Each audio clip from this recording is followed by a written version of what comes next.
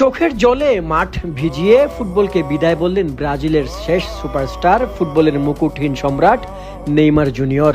নরওয়ের বিপক্ষে শেষ বাঁশি বাজার সাথে সাথেই ক্যামেরা শুধু একটা মুখকে খুঁজছিল, হলুদ জার্সি গায়ে যিনি হাঁটু গেড়ে বসে পড়লেন মাঝ মাঠে, আকাশের দিকে তাকালেন, তারপর দুই হাত তুলে কেঁদেই গেলেন তিনি।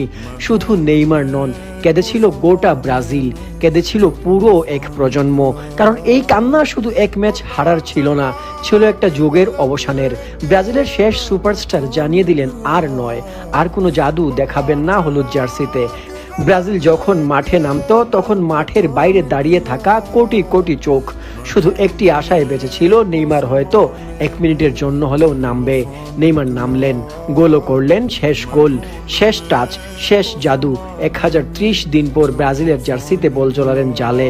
কিন্তু প্রকৃতির মতো ফুটবলও বড় নির্মম। যে পা দিয়ে তিনি গোল করেছিলেন সেই পায়ের কাছেই জমা হলো বিদায়ের তিক্ত জল। একটু পেছন ফিরে তাকাই, 2010 সালে সান্তোসের এক কিশোর এসে বলেছিল, আমি স্বপ্ন দেখতে ভয় পাই না।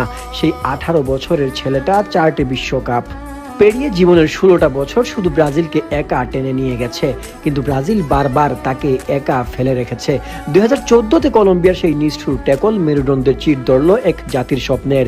2018-র কাজানে শ্বাসরুদ্ধকর রাতে কর্তুয়া দেখিয়ে দিলেন ম্যাজিক, অথচ শেষে নেইমারের হেরে যাওয়া মুখটাই মনে রইল। 2022-এর ক্রোয়েশিয়া পর্ব তো এক জীবন্ত ট্র্যাজেডি, পেনাল্টি নেওয়ার আগেই ভাগ্য যেন তার দিকে ফিরে তাকায়নি।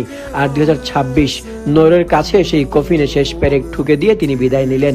নেইমার ফুটবল শুধু খেলেননি, তিনি পুরো এক জেনারেশনের জীবন থেকে ঘুম কেড়ে নিয়েছেন। নেইমারকে ভালোবাসার জায়গাটা কখনো গোল, অ্যাসিস্ট কিংবা ট্রফির জন্য ছিল না। কতবার প্রতিপক্ষের পশুশক্তির শিকার হয়েছেন, কতবার পা ভেঙেছে, গোড়ালি উল্টেছে, কেরিয়ার শেষের ইঙ্গিত এসেছে, তবু তিনি ফিনিক্সের মতো জ্বলে উঠেছেন। এই ফিরে আসার গল্পটাই তো তাকে আমাদের আপন করে নিয়েছে। আর এ কারণেই হয়তো তিনি বিদায় নিতে নিতে বলেছেন, আমি বারবার চেষ্টা করেছি কিন্তু আর পারছি না, এখানেই শেষ। কিন্তু ভাই, ইতিহাসটা বড়ই নির্দয়, সে শুধু সংখ্যা মনে রাখে। নেইমারের নামের পাশে কোনো বিশ্বকাপ ট্রফি নেই, ব্যালন ডিওর নামক সোনার বলটা স্পর্শ করে দেখেননি কখনো। পেলের পাশে বসে কি আর তাকে বিচার করা যায়? হয়তো আগামীর ইতিহাস তাকে খুব বড় করে জায়গা দেবে না। সান্তোসের সেই উচ্ছল কিশোরকে পরের জেনারেশন হয়তো ভুলেই যাবে, কিন্তু আমরা যে প্রজন্ম তাকে চোখে দেখেছে, যে প্রজন্ম তার জাদুতে মুগ্ধ হয়েছে, আমরা জানি নেইমার সংখ্যায় নয়, নেইমার একটা আবেগ।